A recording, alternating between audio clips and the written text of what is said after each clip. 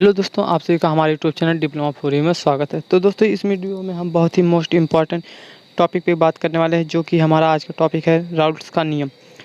जो ये बहुत ही महत्वपूर्ण है। ये परीक्षा में पूछा जाता है, आगे चलकर कॉम्पिटिटिव परीक्षा में भी पूछा जाता है। तो चलिए देखते हैं। तो जो हमारा है राउल्ट्स का नियम, Raoult's law, Raoult FM Raoult 1887 ने आवासशील पदार्थ के द्रव विलायकों में विलयनों के वसदाब का अवमन पर अनेक प्रयोग किए और उनसे प्राप्त परिणामों के आधार पर एक नियम की रचना की, जिसे राउल्ट का नियम कहते हैं। तो अब राउल्ट के नियम के अनुसार वसदाब का अपेक्षिक अवमन विलयन में विलेय के मोल प्रभाजों के बराबर होता है। यानी कि वसदाब का अपेक्षित अवमन विलयन में विलेय के मोल प्रभाजों के बराबर होता है। तो ये हो गया। उसके बाद है यदि समान ताप पर शुद्ध विलायक और विलयन के वसदाब क्रमशः P1 सेल्सियस, इसको पता नहीं क्या बोलते हैं जो इसका है, तो इसको मैं 0 ही मान लेता हूँ। P0 और PS है।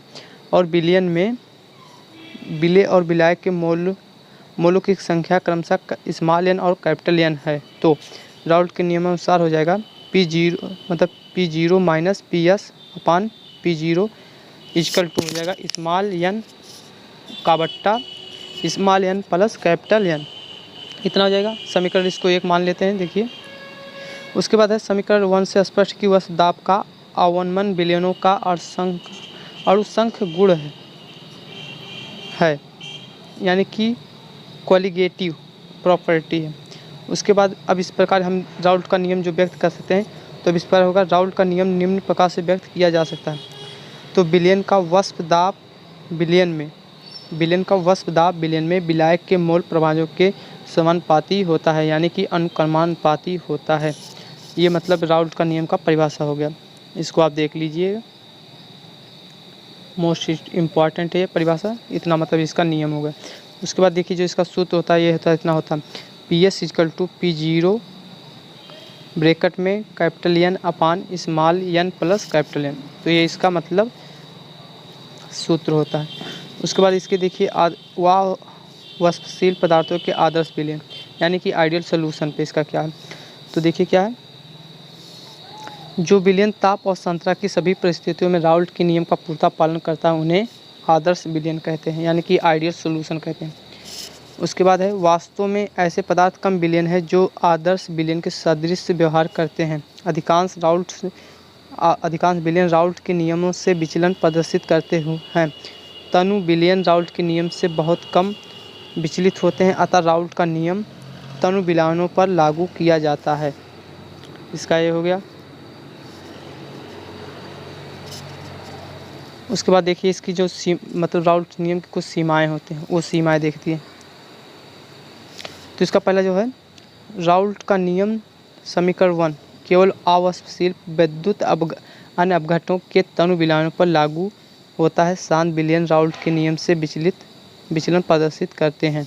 ये हो गया। उसके बाद दूसरा जो है, ये होता है राउल्ट का नियम समीकरण 1 केवल उन अवाष्पशील पदार्थों के विलयन पर लागू होता है जो विलायक से रासायनिक अभिक्रिया नहीं करते हैं।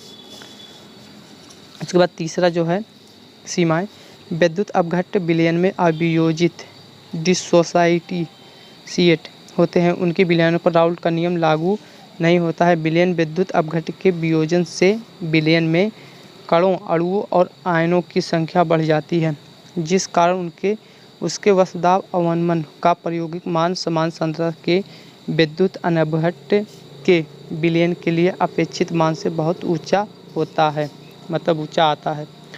उसके बाद चौथा जो है, यह है जो पदार्थ विलयन में संगुणित होते हैं, उन पर राउल्ट का नियम लागू नहीं होता है। विलेय के अणुओं के संगुणन से विलयन में उसके कणों की संख्या घट जाती है, जिस कारण वसदाब अवमन का प्रायोगिक मान समान रूप से काम आता है।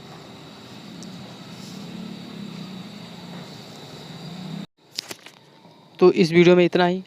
मुझे पूरा उम्मीद है कि आपको वीडियो पसंद आया है। तो अगर पसंद आया होगा तो इसे लाइक करें और इस वीडियो को ज़्यादा से ज़्यादा शेयर करें अपने दोस्तों के पास। अगर कुछ पूछना हो या कुछ सुझाव तो हमारे मतलब कमेंट करके बताएं। जय हिंद, जय भारत।